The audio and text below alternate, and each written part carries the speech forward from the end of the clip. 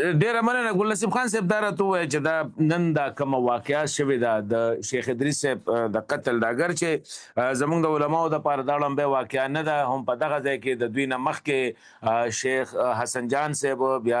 مولانا سمیع الحق صاحب، مولانا حمید الحق صاحب، ډېر زموږ علما چې دي هغه د دې دهشتګردۍ ښکار شو. څه تاسو په دې باندې څه وایئ جي؟ لومبۍ تاسو ما ته خپله رایې راکړئ. بسم الله الرحمن الرحیم. دا واقعیا د ډیرو اوږدو واقعاتو تسلسل ده او د شیخ صاحب داسې اندوهناک مرګ دا د ټول نړۍ لپاره د غم او د مشکل باعث ده. یوازې علما کرام په دې کې نه دي شهیدان شوي، بلکې نور سیاسي لیډران او قداور شخصیات چې دی د دې سلسلې او د دې کړۍ چې دی شهیدان دي. مولانا ادریس صاحب متعلق دا بالکل ناشنا غونې خبره ده چې خالصتا یو مدرس او یو پېښور استاذ چې د هغه نور د دنیا د یو مد سره هم تعلق داسې نه و، بلکې هغه د یو مدرسې یو پېښور استاذ و. بیا د داسې مدرسې استاذ و چې هغه په پوره پاکستان کې یو ډېر لوی لوړ حیثیت لري، دارالعلوم حقانیه کوړه خټک، چې هغه د پاکستان د علماو مادر علمي ده. نو د هغه وفات او د هغه داسې غیر طبیعي مرګ باندې انتهایی د ټول ملک علما کرام چې دي، د ټول ملک سیاسي قائدین چې دي او سماجي ارکان چې دي، هغه په دې سخت احتجاج هم کوي او د افسوس اظهار هم کوي. او د صوبې او د مرکز حکومت چې دی د هغې لپاره دا یو ډېره لویه سخته او شنه څپېړه ده چې هغوی په دې خاوره کې د دومره اهمو شخصیاتو ته هم امن نشي ورکولی. نو هغوی په خپله باندې په خپل ځان باندې دا ګوته چوتۍ چې په دې وخت کې د حکومت کولو حق موږ ته نشته. بیا صوبه خیبر پښتونخوا کې د پی ټی آی حکومت دی او هغوی د دې قوم سره د ډېرو خبرو وعدې کړي دي او یوې وعده دا هم کړې وه چې دلته موږ بهتر امن و امان قایم کړو،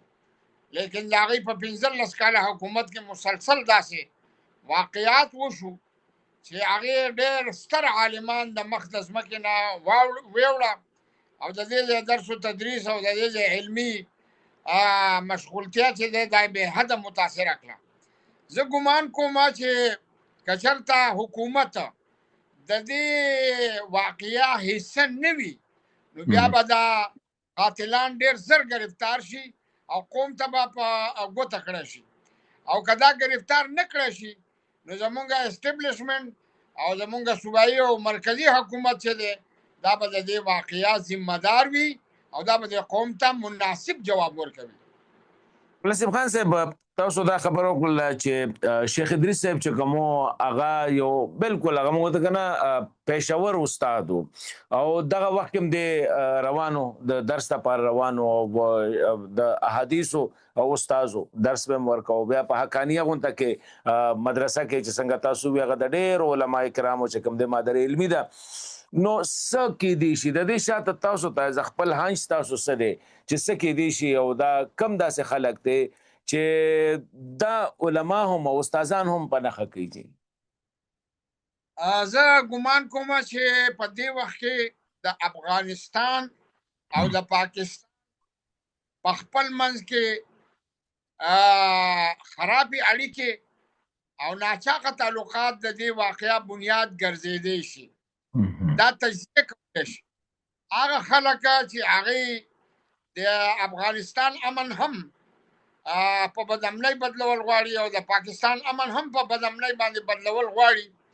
هغه داسې ډلې دي چې هغه زموږ د اسټبلیشمنټ سره زموږ د حکومت سره د همدردۍ اظهار کوي، او بل طرف ته داسې ډلې دي چې هغه د افغانستان د علماو سره د افغانستان د حکومت سره د همدردۍ اظهار کوي د اسلام په عنوان باندې. لہذا چې څوک هم د افغانستان خلاف خبره کوي هغه قوتونه چې دی هغه طاقتور کېږي او مرګونه کوي. څوک د پاکستان خلاف خبره کوي، د هغې د امن خلاف خبره کوي. نو هغه بله قوت او بله ډله چې د هغه فعال کېږي. او زه ګمان کوم چې د دې مرګ نه مخکې چې د مولانا حمیدالحق صاحب مرګ و، د افغانستان په حق کې د هغې خبره کول، زما امید دا و چې یا زما سیاسي تجزیه دا ده چې دا د هغه د شهادت ذریعه وګرځېده. او بیا د پاکستان د جرنیلانو او د پاکستان د مرکزي حکومتونو د هغې د حمایت اعلان چې دی دا د دې واقعه بنیاد ګرځېدی شي، یعنې دا تجزیه کېدی شي. اگر چې دا 100% ټیکه نه شي کېدی، خو زما د یو سیاسي کارکون په حیثیت تجزیه دا ده چې دغه زمونږ حکمرانانو چې د افغانستان سره کومه اړیکې خرابې کړې، د هغې په نتیجه کې دلته واقعات شروع شو. ولسیم خان صاحب لکه دا کومه واقعه چې تاسو ووې، نو که په هغې کې وګوره نو هغې کې خو هغه څه دومره داسې خبره نه ده کړې، خو وایي چې یاره لکه کم مصیبت کې خاص کر د عرب ملکونه بیا دا فلایټونه او بیا چې پاکستان کم کردار ادا کړه د امریکې او د ایران د جنګ ودرولو کې، بیا په هغې کې وی فیلډ مارشل ښه کردار ادا کړه. نو دې کې څه داسې و چې یاره دا خو یو خبره وه، هغه به زه حقیقت وایم بار بار وي، حالانکه د هغه د خولې نه هره خبره وتل به حقیقت و، هغه عالمي دین و،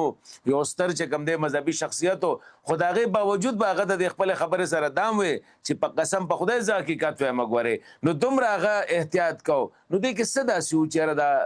د ممکنه وجه کېدی شي؟ زه ګمان کوم چې پاکستان کې چا حقیقت او رښتیا ویلي دي، د هغوی انجام دغه شوی. نو دا رښتیا نه ویل، دا په کارو د حقیقت ویل چې دی دا د دې وخت تاوان. تاسو د دوی شخصیت ایز سیاسي ځکه د ممبر پروینشل اسمبلی پاتې شوی وو، نو ایز استاد تاسو د څنګه ډیفاین کوئ به چې شیخ ادریس صاحب یو استاد په حیث باندې بیا یو سیاسي شخصیت ځکه چې د څنګه چې ما ووې چې پروینشل اسمبلی ممبر پاتې شوی، بیا ستاسو سره په جمعیت کې لکه تاسو وایئ چې ملګری مو پاتې شوی، نو څنګه د شخصیت په تاسو څنګه ډیفاین کوئ؟ داسې ده چې مولانا ادریس صاحب چې دی دا ضمني الیکشن کې د آفتاب احمد خان شیرپاو د ورانه نه د سیټ ګټلی و، او هغه وخت کې مجلس عمل چې دی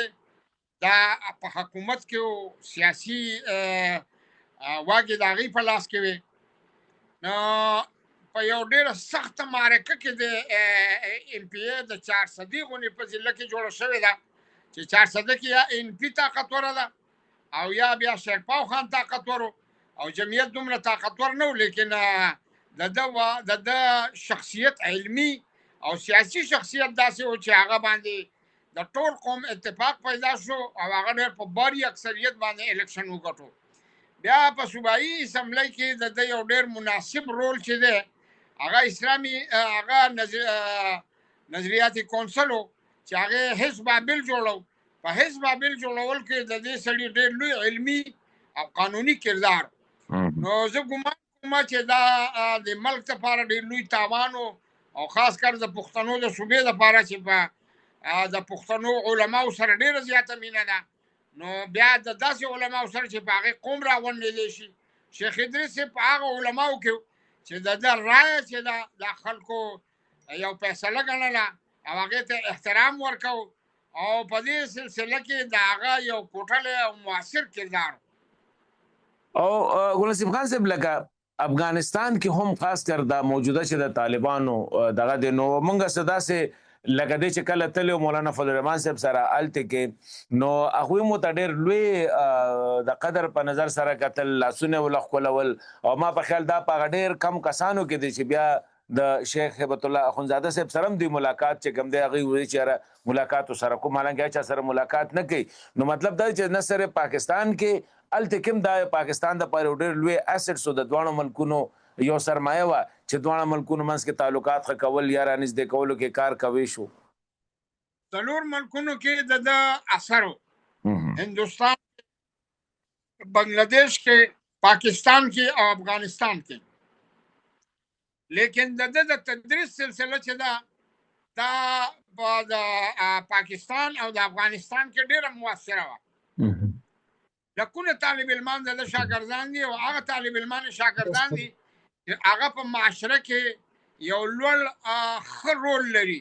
او د هغوی خبرې ته د هغوی فتوې ته د هغوی فیصلې ته قوم چې دی غوږ دي حکومتونه ورته غوږ دي نو شیخ ادریس صاحب په هغه لوړو خلکو کې چې کم په افغانستان او په پاکستان کې د لکونو شاګردانو استاد مولانا صاحب لکه تاسو څه غواړئ چې دغه شانته علما کرام په نخ کېږي او داسې علما کرام چې هغه ته مونږ ویلو شو هغه سخت دریزه نه مودریټ چې کوم دی هغه د دین او د اسلام لکه صحیح تشریح هم لکه د زمانه په لحاظ سره او خلک منیم څنګه چې تاسو وی چیرې پس یوازې پاکستان کې نه نور هیوادونو کې د دوی د امرینه چې دا تاسو غواړئ چې دا به نور دغه شانته علما چې کوم دی هغه به بیا وسلی کی چیرې داسې خبرې ونه کی کم چې تاسو وایي چیرې بالکل حقیقت پدوي داسې د چې په دې کې زمونږ د علماو یو شوبه او یو کمیشته چې کم عالم کم ماهد د کم مد ماهر نه وي په کار دا چې په هغې کې هغه رایې زني نه کوي لکه سیاسي علما سیاسي میدان کې رایې زني کوي او معلمین مدرسین دا د تدریس او د نصاب په سلسله کې کار کوي او کوم علما چې د شيوخ سره او صوفیا دي په هغه مت کې د هغوی مهارت کوم چې علما امامان دي او هغوی د اختر او د روژې او د منځونو اعلان کوي په کار دی چې په دې کې نور علما چې دی د هغوی تقلید وکړي که چېرته د مدرسین استادان په سیاست کې د جمعیت علماء اسلام د علماء د مولانا فضل الرحمن صاحب د مولانا دارالعلوم حقانیه د اکابر علماء نو د هغې تقلید وکړي نو په دې کې به آسانی پیدا شي او اختلاط به ختم شي نو لکه خدا سلسله خو روانه ده که نه یوازې دا نه ده چې صرف د جمعیت العلماء اسلام لکه کسان په نخ کېږي تاسو کتل چې مولانا سمیع الحق صاحب مولانا حامد الحق صاحب د دې نه علاوه چې د نور ستر زمونږ چې کوم دی مولانا حسن جان صاحب یا داسې زمونږ د وزیرستان کې په کراچۍ کې په لاهور کې په اسلام آباد کې لکه هر یو دغه والا که شیعه مولا دی که سنی مولا دی که دیوبندي مولا دی که بریلي مولا دی هر یو په نښه باندې دی مولانا صاحب که نه زه سوچ کوم او ګمان کوم چې د استاد هرای سره زه اتفاق لرم دې وخت کې نه زیاته حصہ د نور خلکو نه ده بلکې د علماو د په شهادتونو کې نو په دې وختونو کې نور علما نور خلک نه دي شهیدان شوي مولانا خان صاحب د باجوړ او شیخ ادریس صاحب مولانا سمیع الحق صاحب مولانا حمید الحق صاحب مولانا نصیب خان شیخ نصیب خان صاحب چې هم د دارالعلوم حقانیه استاد دا ولې شهادت چې دی په دې وخت کې دا زیاته حصه چې د علماو ده نور سیاسي لیډران یا سماجي خلک چې دی دا په کومه درجه کې دی خو مولانا صاحب لکه مونږ ګورو زمونږ دا کم علما چې په نښه شوي دي دا هغه علما دي چې دوی ډېر د احتیاط نه کار اخیستی دی او خاص کر دوی کوشش دا کړی دی چې پاکستان افغانستان ترمنځ ښې خبرې کړي د روغې خبرې کوي داسې واړه هغه مونږ چې ورته بخښنه غواړم مولان وایو دا هغه مولان نه جي دا واقعي علما وو نو زه دې باندې نه پوهېږم چې هغه خلک چې هغه د دواړو ملکونو ترمنځ د یو زنځیر کار کوي د یو د نږدې کولو کار کوي په دواړو قومونو کې یو شانتي عزت او اهمیت لري دا ولې په نښه کېږي دا تاسو نه مې وختي دا پوښتنه کړې وه خو تاسو دغه بل سوال مو جواب ورکړه د دې مو ور نه کوي د دې بهتر جواب چې دی دا زمونږ حکمرانان ورکولی شي چې حکمرانان قوم ته ولې تحفظ نشي ورکولی علماو ته دیني ادارو ته تحفظ نشي ورکولی نو د دې جرم مجرمان چې دي دا د وخت حاکمان دي خدای کې اوس زمونږ چې کوم علما دي نور علماو ته تاسو دې وخت کې څه بس تاسو دغه چېرې په دې حالاتو کې دا هغه موږ ته د فتنې دور دی ستاسو نه چې ما اورېدلي دي چې دا یو فتنې والا دور دی نو څه د دوی باندې څه ذمهواری راځي په دې حالاتو کې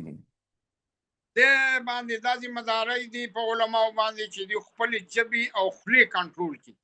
بې ځایه فتوې نه ورکوي د یو بل خلاف د کفر فتوې نه لګوي څوک چې د پاکستان مخالفت کوي د هغې د پالیسو مخالفت کوي